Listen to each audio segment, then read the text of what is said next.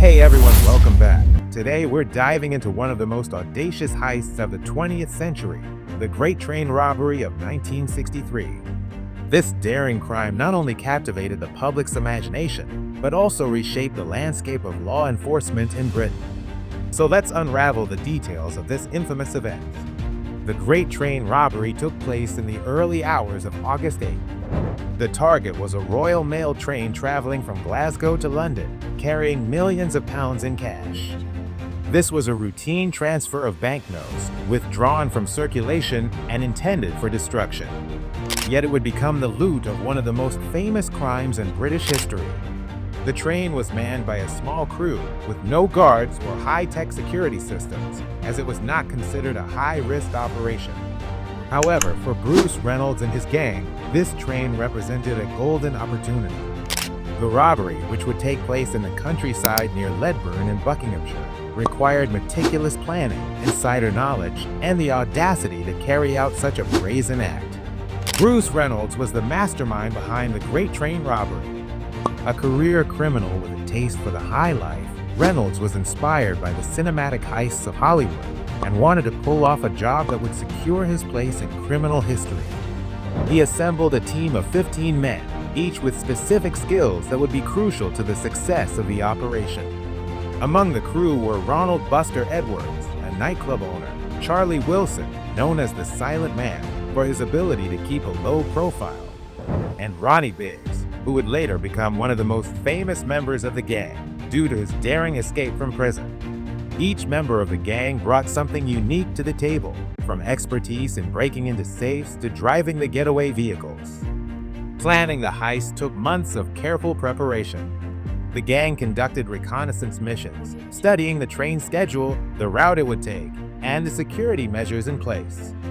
They obtained detailed information from a postal worker known as the Ulsterman, who provided crucial insights into how the money was stored and transported. One of the gang's key strategies was to tamper with the railway signals. They acquired a disused farm, Leather Slade Farm, which served as their base of operations. Here they rehearsed the heist, practicing how to stop the train and unload the money as quickly as possible. Timing was everything, and the gang knew that any delays could mean capture. On the night of the robbery, everything was set in motion. The gang set up a red signal light on the track to bring the train to a halt. At around 3 a.m., the train approached the signal and stopped. The driver, Jack Mills, went to investigate, but he was quickly overpowered by members of the gang. Unfortunately, Mills was struck on the head with a metal bar, an injury that would affect him for the rest of his life. With the train immobilized, the gang separated the engine and the first 2 carriages from the rest of the train and drove them to a pre-arranged spot near Bordago Bridge. Here they unloaded 120 mail bags containing 6 million euros, equivalent to over 50 million euros today. The operation was executed with military precision and took just 15 minutes. After loading the money into waiting vehicles, the gang drove to Leather Slade Farm, where they planned to lie low for a few days. At the farm, they divided the money among themselves, taking great care to leave no fingerprints or evidence behind. They even wiped down the entire farmhouse and burned any items that could link them to the crime. However, the gang made a critical mistake. They left behind more evidence than they realized.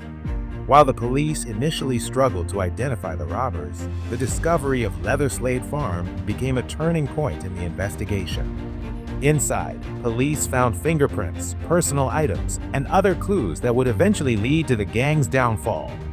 The Great Train Robbery triggered one of the largest manhunts in British history. The media frenzy surrounding the crime put immense pressure on the police to catch the culprits. Led by Detective Chief Superintendent Tommy Butler, the investigation team, known as the Flying Squad, worked tirelessly to track down the gang. One by one, members of the gang were captured. The first major arrest was that of Roger Cordray, who was apprehended in Bournemouth. Soon after, other key members, including Charlie Wilson and Buster Edwards, were also arrested. The police's relentless pursuit and the public's fascination with the case meant that no stone was left unturned. In 1964, the gang members were put on trial at Aylesbury Assizes. The trial was a spectacle, attracting widespread media coverage and public interest. The defendants were charged with conspiracy to rob, and all but 2 were found guilty. The sentences handed down were harsh, with most of the gang receiving 30 years in prison. Ronnie Biggs, who had played a relatively minor role in the robbery, became one of the most famous figures associated with the crime. In 1965, Biggs escaped from Wandsworth Prison, scaling a 30-foot wall with a rope ladder and fleeing to Brazil. His life on the run turned him into a folk hero of sorts, and his eventual return to the UK in 2001 after years in hiding only added to his notoriety. For those involved in the Great Train Robbery, life after the heist was a mixed bag. Bruce Reynolds managed to evade capture for 5 years, living in various countries under assumed identities. However, he was eventually caught in 1968 and sentenced to 25 years in prison. After serving his time, Reynolds struggled with financial difficulties and the shadow of his criminal past.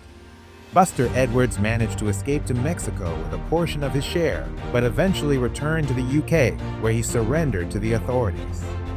After serving his sentence, Edwards ran a flower stall outside Waterloo Station in London, a far cry from his days as a notorious criminal.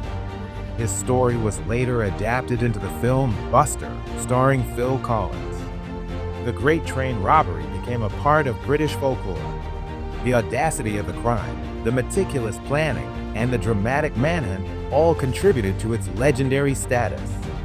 The case remains a benchmark for criminal investigations and has influenced how similar crimes are handled today. The Great Train Robbery of 1963 is more than just a tale of a daring heist. It's a story about ambition, greed, and the consequences of crime. While the robbers initially succeeded in pulling off the crime of the century, their eventual capture serves as a reminder that justice can prevail. And that's the story of the Great Train Robbery, a crime that shook Britain and left an indelible mark on history. Don't forget to like, subscribe, and hit the notification bell for more history stories.